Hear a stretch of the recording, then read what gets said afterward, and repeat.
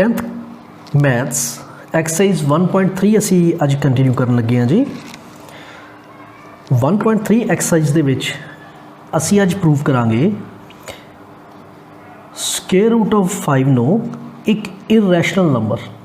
ਤੁਹਾਡੇ ਯਾਦ ਹੋਏਗਾ ਆਪਾਂ ਪਹਿਲਾਂ ਕਰ ਚੁੱਕੇ ਹਾਂ ਕਿ ਕਿਸੇ ਵੀ ਪ੍ਰਾਈਮ ਨੰਬਰ ਦਾ square root, for example √2, √3, √5 up to ਇਸ ਤਰ੍ਹਾਂ ਦੀਆਂ ਹੋਰ ਐਗਜ਼ਾਮਪਲਸ, ਇਹ ਇਰੈਸ਼ਨਲ ਨੰਬਰ ਹੁੰਦੇ ਆ। बट असी प्रूव करके देंगे इसनों मैथड ऑफ कॉन्ट्राडिक्शन के नाल कि ये इरैशनल नंबर है। एक उस लिए छोटा जिहा नोट याद रखो, जिस तरह 5 एक प्राइम नंबर है, ये 625 नूं डिवाइड करता है। 5 डिवाइड्स 625 और कह सकते हैं जी 25 का स्केयर है। तो इस करके जोड़ा 5 है ये 25 नूं भी डिवाइड करेगा आल्सो, यानी कि 5 एक प्राइम नंबर लिया गया सी, ये किसी चीज़ के स्केयर नूं डिवाइड करता है, तो वही प्राइम नंबर 5 उसके स्केयर रूट यानी कि 625 के स्केयर रूट 25 नूं भी डिवाइड करेगा।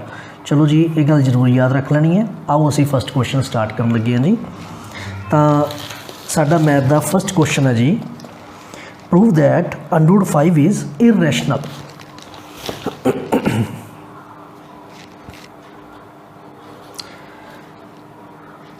मैं पहला कॉन्ट्राडिक्शन सपोज कर लेना।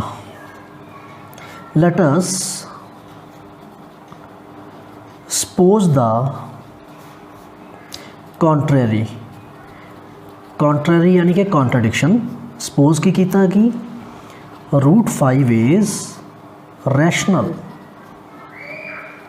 भाई √5 रैशनल है।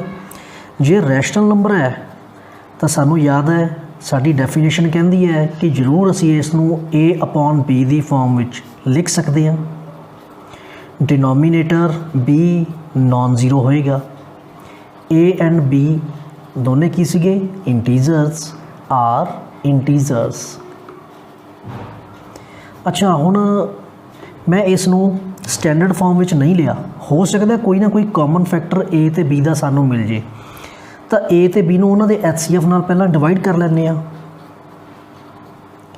Divide a and b by their HCF।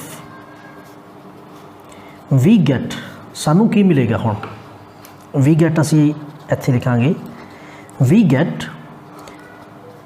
ए ते बी नूं उन्हां दे HCF नाल डिवाइड करन दे बाद कॉमन फैक्टर तो इन्हां दा कट्टिया गया, तो सानू P/Q दी फॉर्म सपोज कर लो मिली है, where denominator Q non zero है, P and Q are integers, rational number की डेफिनेशन है, एंड HCF P ते Q का 1 है। इनू इक्वेशन 1 सपोज कर लो जी, P ते Q का HCF 1। Q डिवीजन दे विच है राइट साइड ते, तो लैफ्ट साइड दे विच जाके मल्टीप्लाई हो जाएगा। √5 into Q is equal to P। दोनों पासे स्क्वेयरिंग कर लो जी, squaring both sides. √5 into Q का स्क्वेयर, इधर P का स्क्वेयर। √5 का स्क्वेयर करोगे कला 5 आ गया, इधर Q square is equal to P square. इनू कहो जी इक्वेशन 2 साढ़े काम आ जाएगी। हुण नोट करो P स्क्वेयर के 2 फैक्टर है, 5 ते Q स्क्वेयर। तो इत्थों सानू पता लगता है 5 जिहड़ा कि एक प्राइम नंबर है divides P square, 5 P square नूं डिवाइड करता है। तो यदा मतलब 5 विल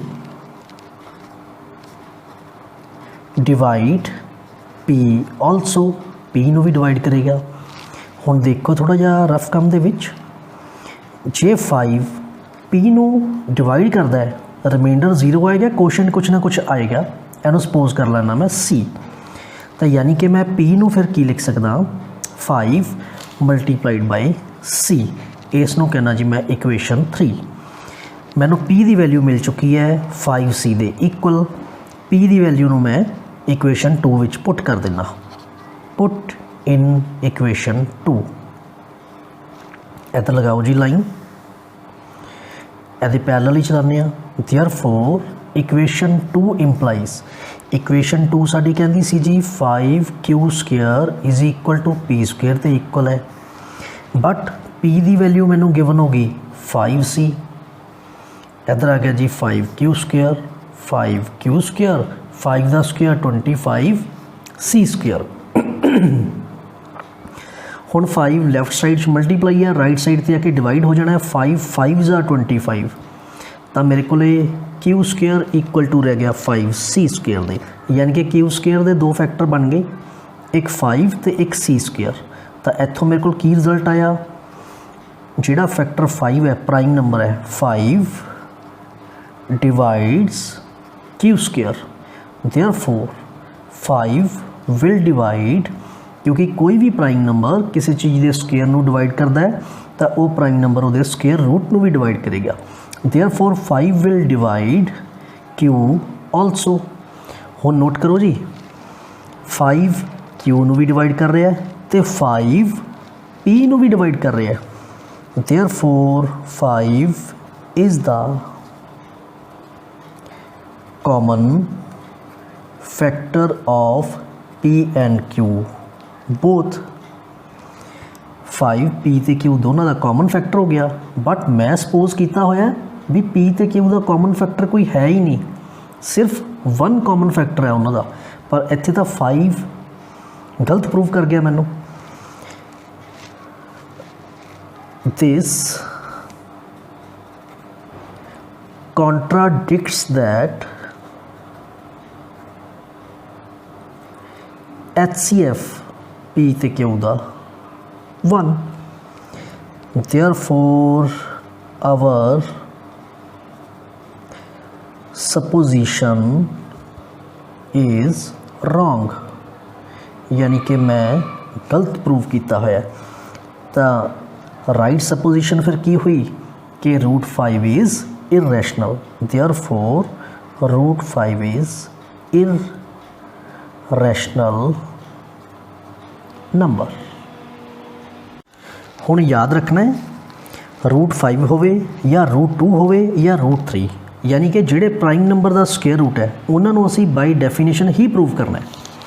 पर फरदर साडे कोल जिस तरह सैकेंड क्वेश्चन है, ਇਹਦੇ ਵਿੱਚ प्राइम नंबर के स्केयर रूट नूं किसी इंटीजर 2 दे नाल मल्टीप्लाई की गई है, दैन फरदर इस नूं इंटीजर 3 विच ऐड किया गया, यानी कि हुण इत्थे सानू बाय डेफिनेशन करने की कोई ज़रूरत नहीं, असीं इहनूं पार्ट्स दे विच अलग अलग करके भी करांगे। आओ देखिए किस तरह। तो सैकेंड क्वेश्चन है जी, prove that 3 + 2 √5 is irrational. Second question ਉਹਦਾ फर्स्ट पार्ट प्रूव करना जी 3 + 2 √5 इज़ रैशनल। उस तरीके नाल सपोज कर लो, let us suppose the contrary that 3 + 2 √5 is rational। असी हुण इहनूं सपोज कर लिया कि ये रैशनल नंबर है।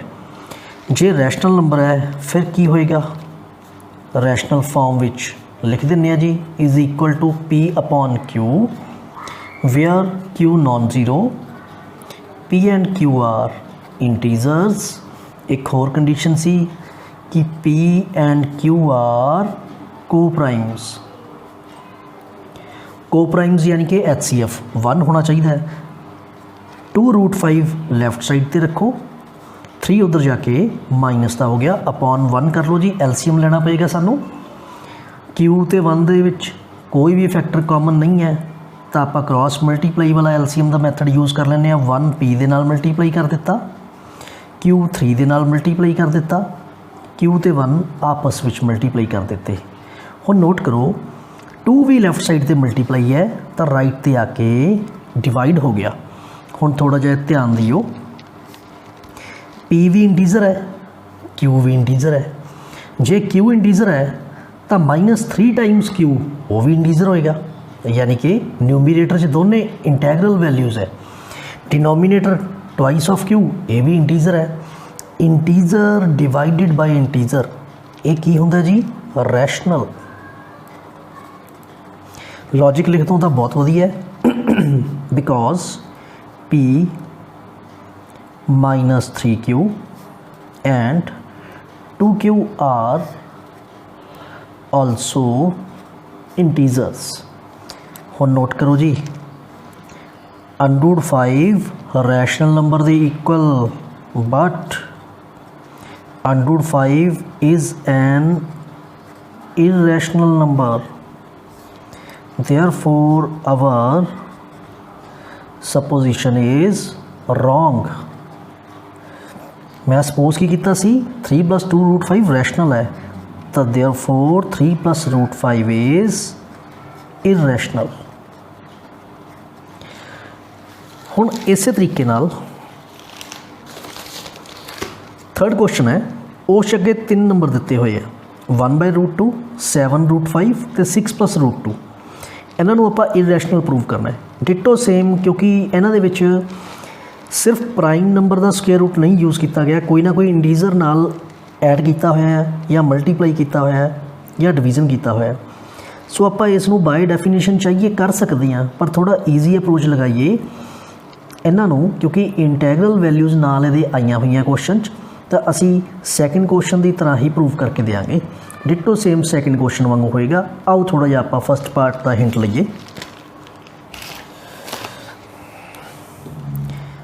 थर्ड क्वेश्चन का फस्ट पार्ट प्रूव करना है जी 1/√2 इज़ इरैशनल। तो सपोज करो जी सब तो पहला 1/√2 नोट करो जी ये स्टैंडर्ड फॉर्म विच नहीं है क्योंकि डिनोमीनेटर च अंडरूट का साइन नहीं होना चाहिए। तो सब तो पहला मैं इन्हूं रैशनलाइज करदा √2 नाल उपर तो √2 नाल नीचे मल्टीप्लाई 1 × √2 √2 √2 × √2 यानी कि √2 का स्क्वायर यानी कि कला 2 बच गया। ठीक है जी। Let us suppose that √2/2 is rational। बस हुण डिटो सैकेंड क्वेश्चन वांगू आपां काम चला लांगे। जे रैशनल है तो √2/2 p/q फॉर्म च आ जाएगा where denominator q non zero है, p and q are integers तो HCF p ते q दा 1 है यानी कि को प्राइम है p ते q। हुण नोट करो जी 2 लैफ्ट साइड डिवीजन दे विच राइट साइड ते जाके मल्टीप्लाई हो गया 2p × q। थोड़ा जा नोट करियो जी p इंटीजर है तो वह डबल भी इंटीजर होएगा बिकॉज हुण 2p ते q आर इंटीजर्स तो इंटीजर अपॉन इंटीजर ये बन गई जी form rational but √2 is an irrational number, therefore our supposition is wrong। supposition किसी 1/√2 रैशनल है therefore 1/√2 is an irrational number। Answer आ चुका है जी।